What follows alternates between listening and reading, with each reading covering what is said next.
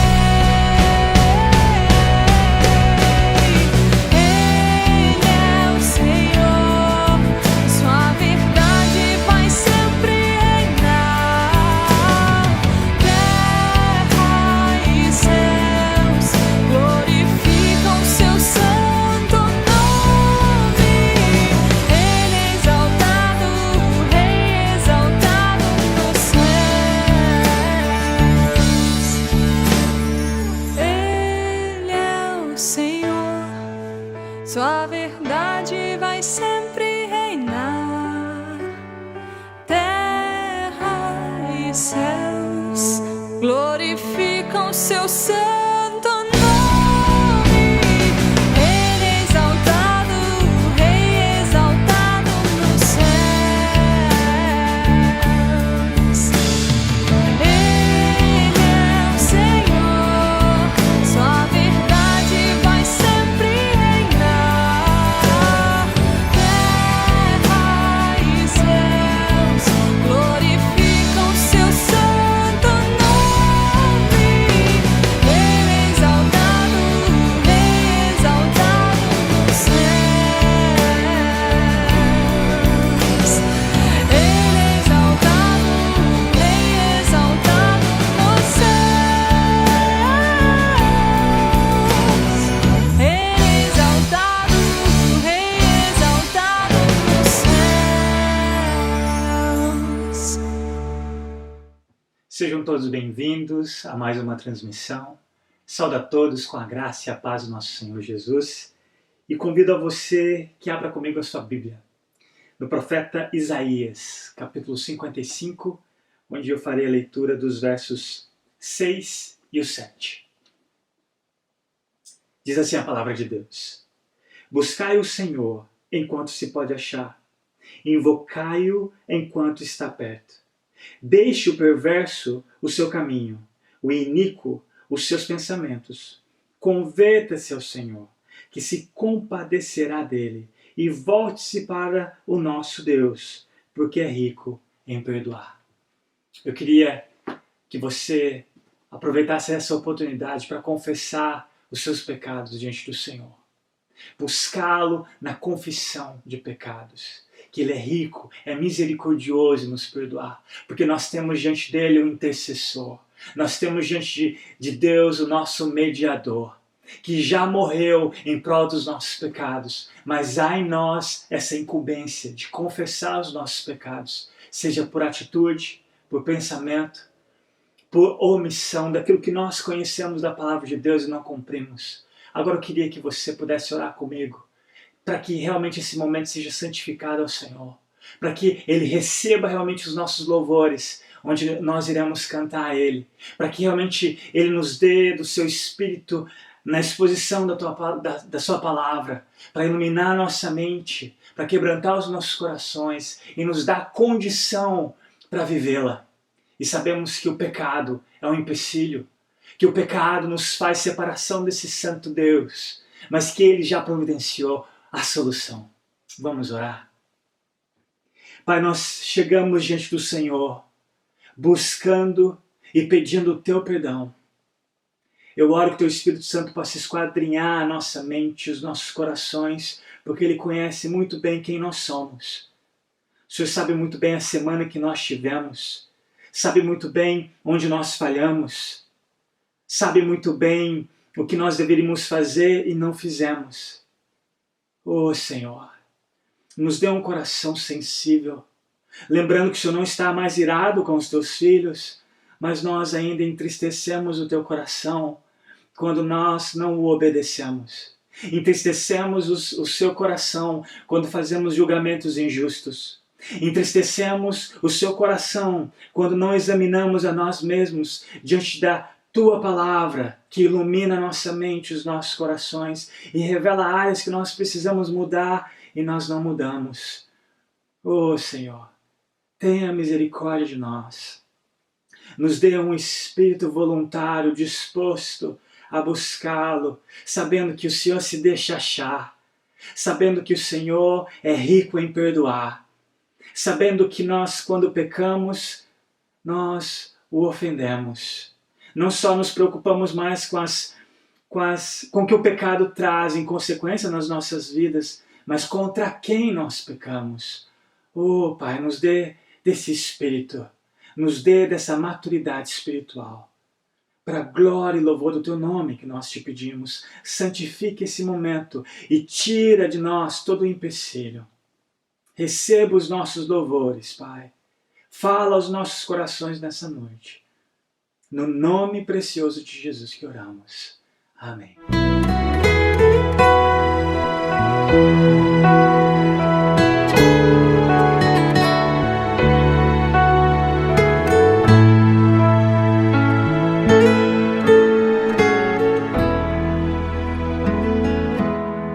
Diante do trono de Deus nos céus, tenho perfeita intercessão do sumo sacerdote amor, que advoga em meu favor. Meu nome em suas mãos está, e escrito em seu coração, e enquanto no céu eu estiver, seguro ali eu estarei, seguro ali eu estarei.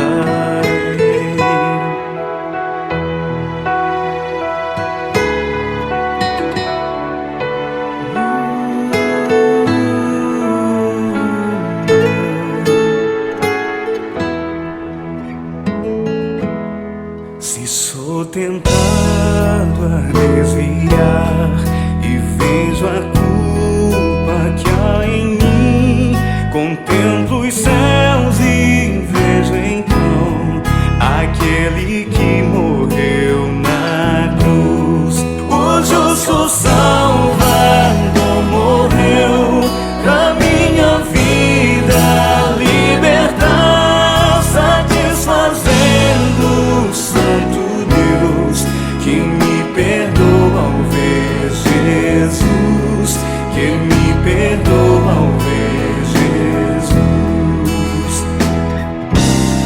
Vejo o Cordeiro que ressurgiu, minha justiça e perfeição, o grande e imutável sou, o Rei da graça, o Rei dos céus.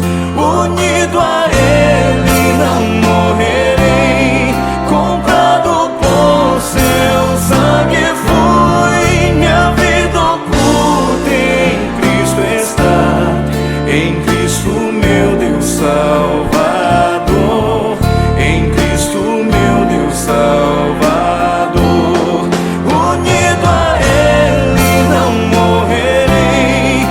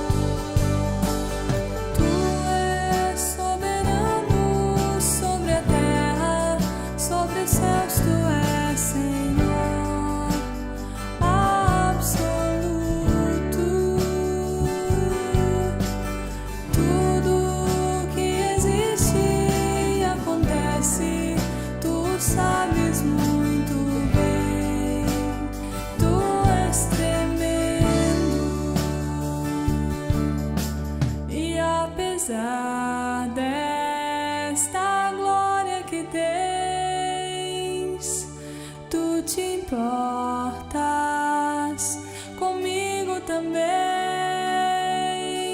E esse amor tão grande eleva-me, amarra-me a ti. Tu és tremendo.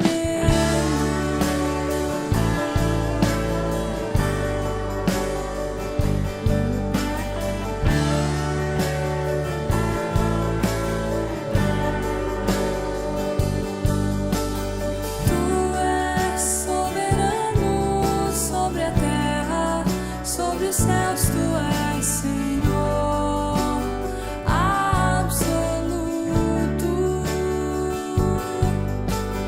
Tudo que existe e acontece, tu sabes muito bem. Tu és tremendo. E apesar desta glória que tens, tu te importas comigo também.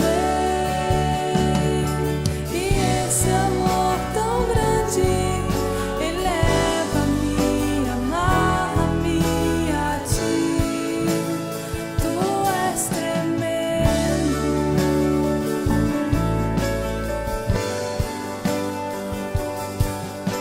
E apesar desta glória que tens, tu te importas comigo também.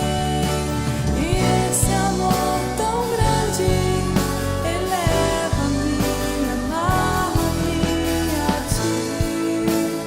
Tu és tremendo. Tu és tremendo.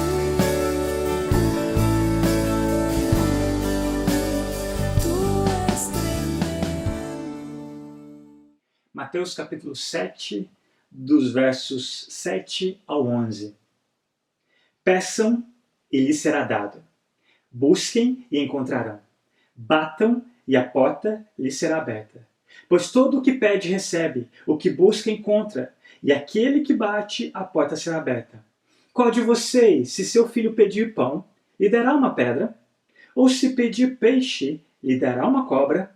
Se vocês, apesar de serem maus, sabem dar boas coisas aos seus filhos, quanto mais o Pai de vocês, que está nos céus, dará coisas boas aos que lhe pedirem. O tema da mensagem de hoje à noite é: você é filho, não um cachorro. Ninguém consegue chegar a esse ponto do Sermão do Monte e não ficar profundamente ciente das suas necessidades espirituais. Se de fato somos filhos, devemos parecer com o nosso Pai.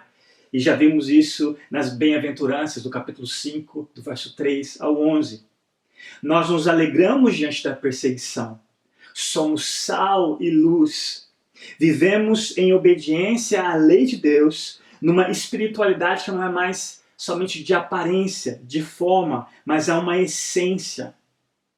Nós tratamos o pecado como alguém que julga a si mesmo antes de julgar ou fazer julgamentos justos àqueles que pecam contra nós. Ou alguém que nós vemos que está vivendo uma vida de pecado. Nós temos que ter a sabedoria de compartilhar a palavra de Deus, não como lançar pérolas aos porcos. Em suma, somos espiritualmente míopes e insensatos, ainda estamos distantes do que, por amor ao nosso Senhor Jesus, deveríamos ser. Como poderia eu viver à altura do padrão de Deus? Acredito que Jesus, nesses versos que eu acabei de ler, ele não está falando necessariamente da oração, mas quanto à nossa atitude acerca dessa consciência de tudo que nós vimos até então nesse Sermão do Monte. Ele já nos ensinou como devemos orar, no capítulo 6, o verso 9 ao 13.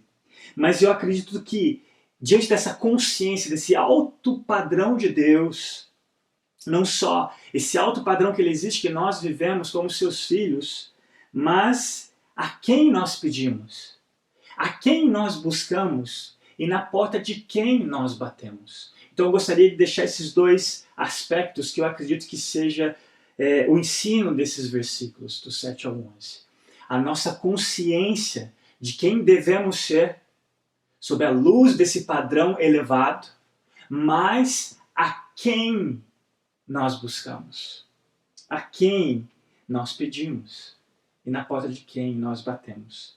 Eu gostaria de deixar 2 pontos principais, 3 ilustrações, um exemplo e 2 condições nessa mensagem. Primeiro ponto, você não ora como deveria enquanto não se dá conta de que é um necessitado.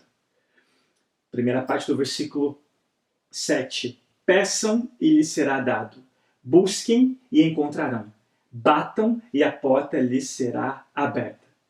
Vemos a intensidade dessas palavras, especialmente na maneira com que esses 3 imperativos no original são conjugados. No original é continue pedindo, continue buscando, continue batendo, deixando claro que essas 3 palavras denotam perseverança e insistência. Não tem porque não pedem. Ninguém gosta de pedir, não é verdade? Somos orgulhosos demais para isso. E aqui é uma posição correta, de um inferior em relação ao superior. É por isso que a oração, como disse Bounds, humilha o homem e exalta Deus. O verbo usado aqui é como um mendigo, lá do verso 3 do capítulo 5. Bem-aventurados os pobres espiritualmente, aqueles que têm a consciência da sua pobreza espiritual, porque é esses que buscam, esses que pedem. Interessante que Jesus não usa a palavra manipule, porque Deus não é uma máquina de venda automática. Ele também não usa a palavra aqui espere e nem exija, porque Deus é uma pessoa, ele não é uma pólice de seguro. Ele também não disse deseje. Deus não é uma vela de um bolo de aniversário, muito menos um gênio da lâmpada mágica disposto a satisfazer os nossos desejos egoístas. Quando pedem, não recebem, pois pedem por motivos errados, para gastar em seus prazeres. Primeira ilustração, Lucas 11, do 5 ao 8. Eu gostaria que você ficasse bem atento acerca dessas ilustrações, especialmente quanto aos personagens dela. Então ele disse, suponham que um de vocês tenha um amigo e que recorra a ele à meia-noite e diga, amigo, empresta-me 3 pães, porque um amigo meu chegou de viagem e não tenho nada para lhe oferecer. E o que estiver dentro responda, não me incomode, a porta já está fechada e meus filhos já estão deitados comigo, não posso me levantar e lhe dar o que me pede. Eu lhes digo, embora ele não se levante para dar-lhe o pão, por ser seu amigo, por causa da importunação, se levantará e lhe dará tudo o que precisar. Observa que o amigo aqui, que vai em busca de outro amigo, ele pede pães emprestados, e não para ele, para alguém que veio visitá-lo. E a pessoa já de banho tomado, já dormindo com seus filhos, à meia-noite, não queria se dar o trabalho de servir a esse necessitado. Mas a importunação fez com que ele não desse só os 3 pães, mas no final diz o seguinte, se levantará e lhe dará tudo o que precisar. Segunda palavra, o imperativo, buscar. Mas quando pedimos, também buscamos. Aqui a ideia do esforço em adquirir algo. Significa ir atrás do que você está pedindo. Não se contentar como não como resposta. Segunda ilustração, Lucas 18, do 1 ao 5. Então Jesus contou aos seus discípulos uma parábola para mostrar-lhe que eles deviam orar sempre e nunca desanimar. Ele disse: em certa cidade havia um juiz que não temia Deus, nem se importava com os homens. E havia naquela cidade uma viúva que se dirigia continuamente a ele, suplicando-lhe: faze-me justiça contra o meu adversário. Por algum tempo ele se recusou, mas finalmente disse a si mesmo: embora eu não tema a Deus e nem me importe com os homens, esta viúva está me aborrecendo. Vou fazer-lhe justiça para que ela não venha me importunar. Observe a segunda vez, nessa segunda ilustração, que essa palavra aparece: importunar. Terceira, bata. Bater é uma espécie de combinação dos dois primeiros. De buscar, de pedir e buscar. É como se você estivesse diante de uma porta e você pede: abra, por favor. Mas você não espera até com que a pessoa ouça, você bate. Demonstra também uma ação ao buscar. Você está agindo, não só falando, mas você está agindo em bater na porta. Você não está apenas sentado esperando ver se a porta vai se abrir ou não. A ideia é como se você brigasse com Deus em oração, como Jacó fez naquele vale. E nós sabemos que naquela luta o caráter de Jacó foi transformado em Israel. Me lembro de C.S. Lewis contando que depois que ele casou com uma viúva, já doente, com câncer, ele orava a Deus constantemente pela cura dela. E por um tempo, a esposa dele piorando, seus amigos perguntaram a ele: o que adianta, Lewis, você orar tanto? Nós não vemos mudança nenhuma na saúde da sua esposa. E ele responde: mas eu tenho mudado. O meu coração tem mudado. Essa é a ideia da oração. Olha que figura maravilhosa de Isaías 62, versos 6 e 7, nessas três palavras que eu acabei de explicá-las. Coloquei sentinelas em seus muros, ó Jerusalém, jamais descansarão dia e noite. Vocês que clamam pelo Senhor, não se entreguem ao repouso e não lhe concedam descanso, até que ele estabeleça Jerusalém e faça dela o louvor da terra. Não dá descanso a Deus em pedir, em buscar, em bater. Essa insistência, essa perseverança nessas três palavras que nós observamos. E eu queria deixar o exemplo que eu mencionei no começo, dessas três coisas ao mesmo tempo na vida de uma pessoa. Mateus 15, 21 a 28. Saindo daquele lugar, Jesus retirou-se para a região de Tiro e de Sidom.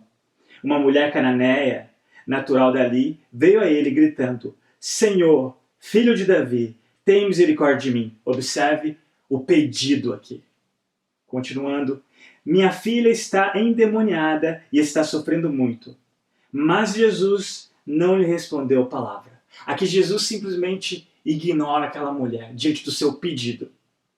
Não só Jesus a ignora, mas olha o que acontece. Então os seus discípulos se aproximaram dele e pediram: manda embora, pois vem gritando atrás de nós. Ela não só pede, mas ela começa a buscar, insistindo, a ponto dos seus discípulos pedirem para Jesus mandar aquela mulher embora, porque ela está trazendo um desconforto, gritando atrás deles. Jesus responde: eu fui enviado apenas às ovelhas perdidas de Israel. A mulher veio, adorou-o de joelhos e disse: Senhor, ajuda-me. Ele respondeu: não é certo tirar o pão dos filhos e lançá-los aos cachorrinhos. Jesus começa no primeiro momento ele para, atende, começa a conversar com ela, mas ele começa como se fosse argumentando com ela. Mas ela insiste, ela não só pede, ela busca, ela começa a bater nesse argumento com ele. Disse ela, porém: sim, Senhor, mas até os cachorrinhos comem das migalhas que caem da mesa dos seus donos. Jesus respondeu: mulher, grande é a sua fé. Seja conforme você deseja. E naquele mesmo instante, a sua filha foi curada. Esse é o exemplo do significado de pedir, buscar e bater. E eu queria deixar aqui duas condições a esse respeito. A segunda parte do verso 7 de Mateus, capítulo 7. Pois todo o que pede, recebe, o que busca, encontra, e aquele que bate, a porta será aberta. Olha a garantia das palavras de Jesus nesses imperativos. Porque todo o que pede, recebe, o que busca, encontra, e aquele que bate, a porta será aberta. Mas, cuidado, existem duas condições. Primeiro, como eu já disse, para nós entendermos a riqueza dessa promessa, nós não podemos tirar esse texto do seu contexto. Se você tem acompanhado desde o capítulo 5 desse sermão de Jesus até aqui, nós entendemos qual é a condição para isso. Primeiro, você precisa ser filho de Deus. Segundo, você ter a consciência da sua necessidade diante desse padrão elevado de Deus acerca dos seus filhos e da conduta deles diante de tudo que nós já vimos. Tirar esse texto fora do seu contexto não só vira um pretexto para como se fosse algo universal que qualquer pessoa que pedir vai receber, qualquer pessoa que buscar vai encontrar, qualquer pessoa que bater a porta será aberta. Isso a gente vai entrar num universalismo, qualquer pessoa pode usar isso. Não é qualquer pessoa. Primeiro, ele precisa ser filho de Deus. E segundo, além de ser um pretexto, pode empobrecer essa promessa, empobrecer a beleza desse texto. Qual que é a segunda condição, então? Não só filhos, mas obedientes. Se vocês permanecerem em mim e as minhas palavras permanecerem em vocês, pedirão o que quiserem e lhes será concedido. Olha a condição, se vocês permanecerem em mim, Jesus dizendo, como a videira verdadeira em nós os ramos, e as minhas palavras permanecerem em vocês, ou seja, você vai conhecer qual é a vontade de Deus, e na sabedoria dessa vontade que você vai pedir, e com certeza você vai receber, vai ser concedido a você o seu pedido. Olha a outra condição, esta é a confiança que temos ao nos aproximarmos de Deus em oração. Se pedimos alguma coisa de acordo com a sua vontade, Ele nos ouve. É interessante que com os incrédulos não é assim, é diferente. Deus dá aquilo que eles merecem e não o que a sua graça oferece. Olha o exemplo de Salmo 78, versos 27 e 31, em relação aos incrédulos israelitas no deserto, quando eles desprezaram o maná do céu, como vimos na semana passada, como porcos desprezando o maná que Deus havia enviado para matar a fome deles no deserto. Eles insistiam com Deus no quê? Nos dê carne, queremos carne, estamos cansados desse maná. E olha o que Salmo vai dizer. Fez chover carne sobre eles como pó, bandos de aves como areia da praia.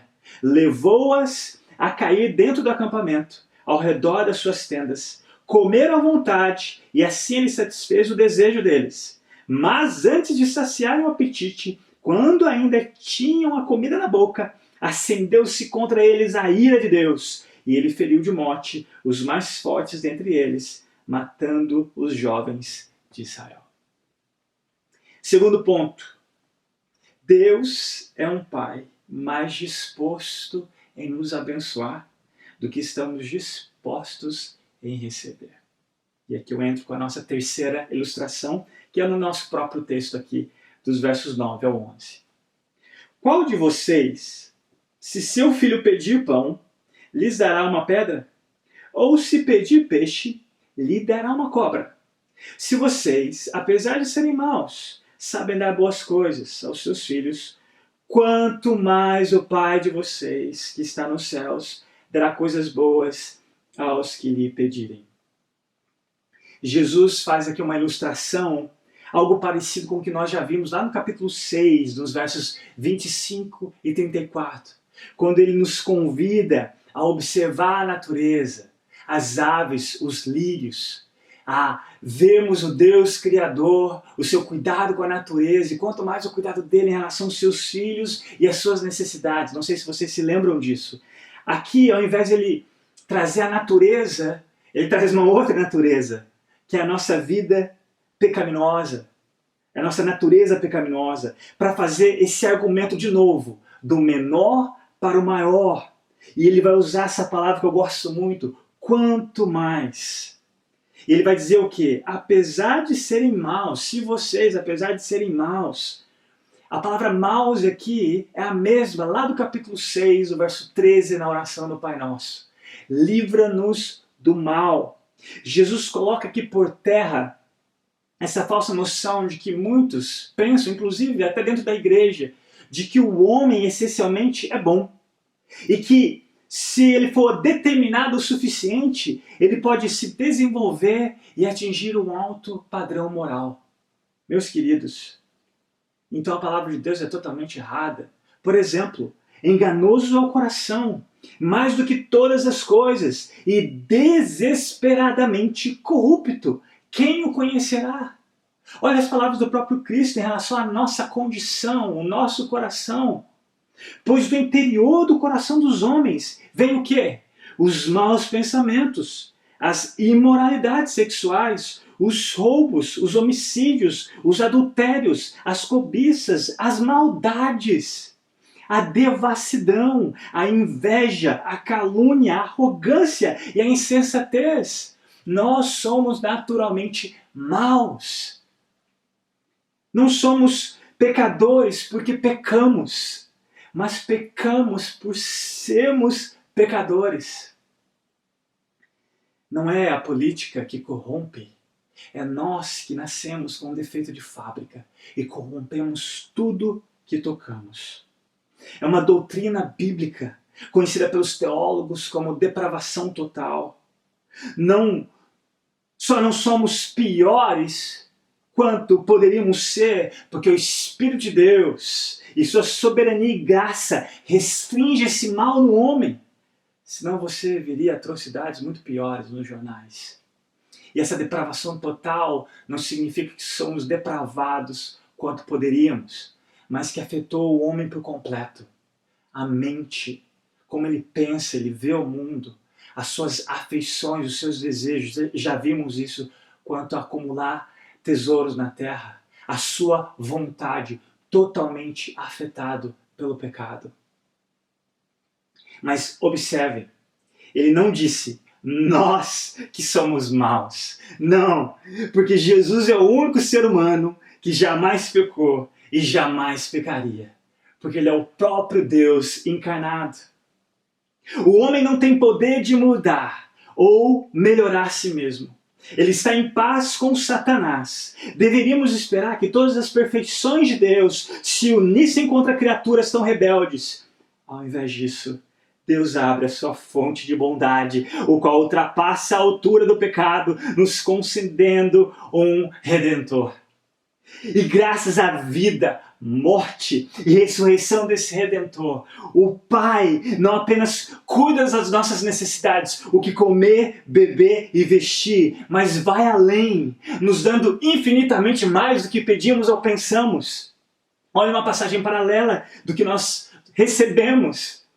Se vocês, apesar de serem maus, sabem dar boas coisas aos seus filhos, quanto mais o Pai que está no céu dará o Espírito Santo a quem o pedir. É esse Espírito que gera em nós um novo coração. É esse Espírito que nos santifica mediante a sua palavra, mortificando em nós o velho Adão depravado e nos transformando no belo caráter de Cristo Jesus e nos dando a condição real de vivermos esse padrão que Deus espera que nós venhamos a viver. Graças a esse Espírito Santo. Não é por acaso que nessas 3 ilustrações que eu utilizei, as 3 pessoas são más, fazendo com que estes exemplos, em contraste com o caráter de Deus, com quem Ele é, nos ajude na compreensão da preciosidade desse quanto mais. Se os pais são pecadores, imperfeitos, maus, limitados, fracos, e ainda assim dão boas coisas aos filhos, quanto mais o nosso Deus, que é infinitamente amoroso, fará. Deus não é como um pai imperfeito que você tem. Ele não se irrita, não é insensível como um vizinho sonolento, muito menos um juiz injusto. Uma coisa é você conhecer a realidade da doutrina da justificação.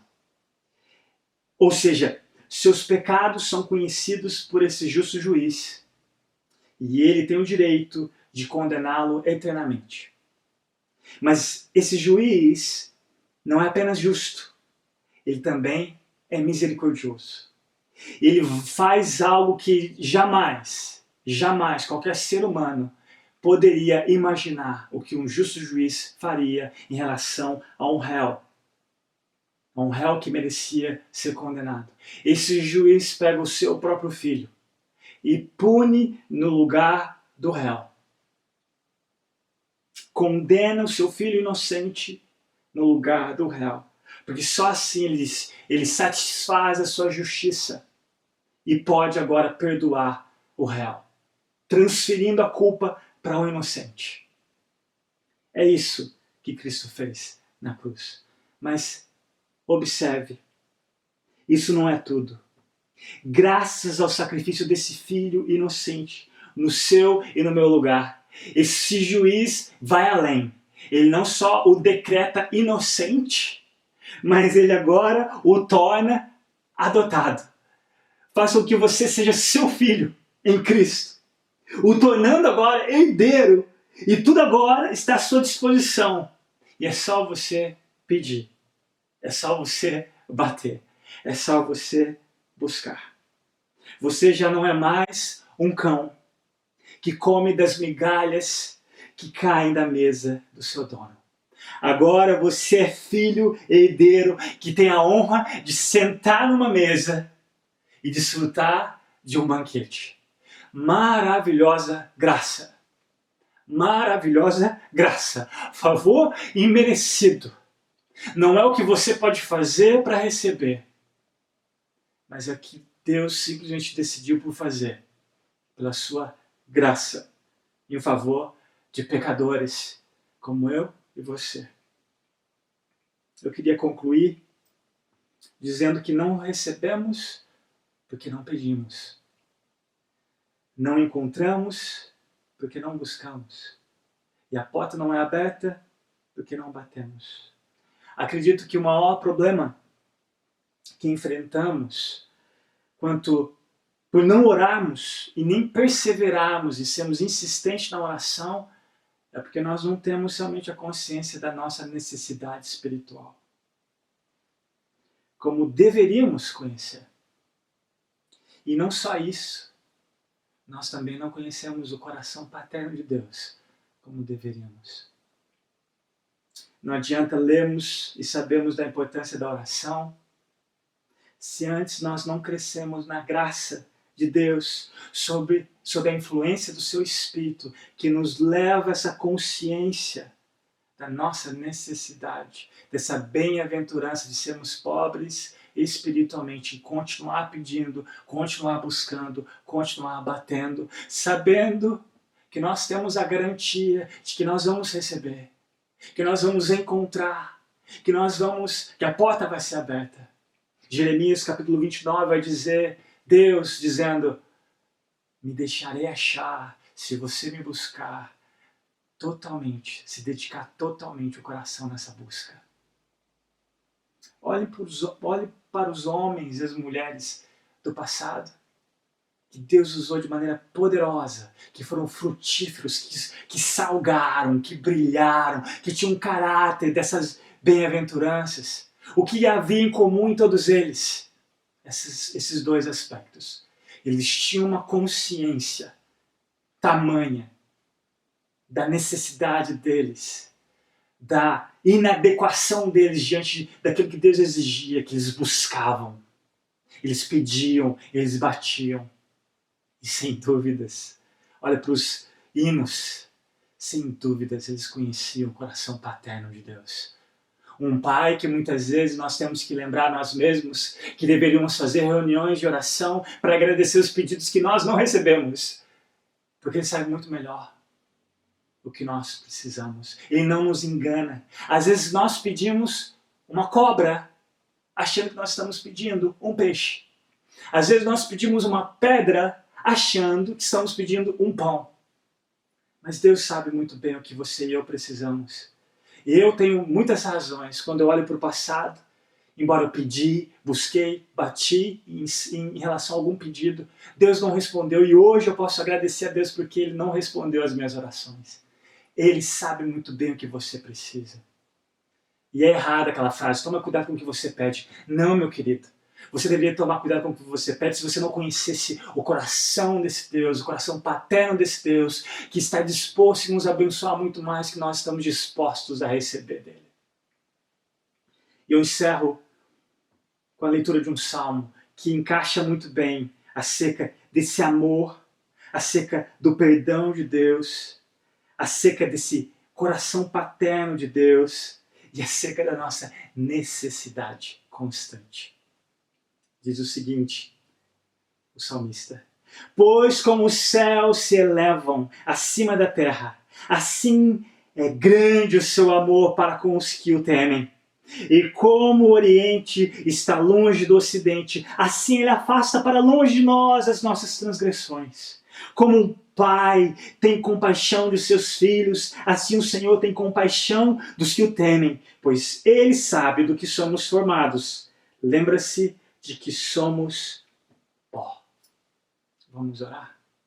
Pai, eu peço que o Senhor nos dê mais o Teu Espírito Santo para nos levar essa consciência tão necessária que nós somos pobres espiritualmente, que nós precisamos pedir, buscar e bater. E nos dê também, Pai, um vislumbre do Teu coração paterno, que nos dá a garantia de que nós vamos receber, de acordo com a Tua vontade, o que é melhor. Não o que nós muitas vezes desejamos com o nosso coração enganoso. Mas o Senhor sabe muito bem o que é melhor para nós.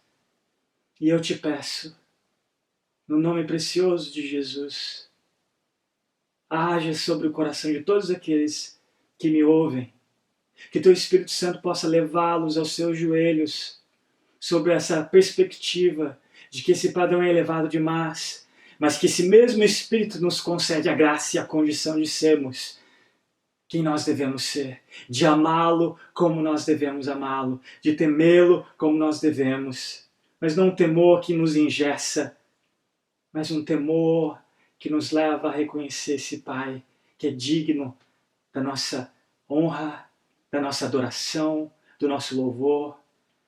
Oh Senhor, ajuda-nos a lembrar que somos filhos e que o Senhor está disposto a nos abençoar muito mais do que nós estamos dispostos a receber. Nos dê, Pai, pelo poder do Teu Espírito Santo, essas duas condições de reconhecer a nossa necessidade e saber de onde nós podemos buscá-la, tendo a convicção de que o Senhor nos atende, para a glória e louvor do Teu próprio nome, Pai, em Cristo Jesus que nós oramos. Amém. Amados, recebam a bênção. O Deus da paz, que pelo sangue da eterna aliança trouxe de volta dentre os mortos o nosso Senhor Jesus, o grande pastor das ovelhas, os aperfeiçoe em todo bem para fazer a vontade dele e opere em nós o que lhe é agradável, mediante Jesus Cristo, a quem seja glória para todo sempre. Amém. Tenham todos uma boa noite.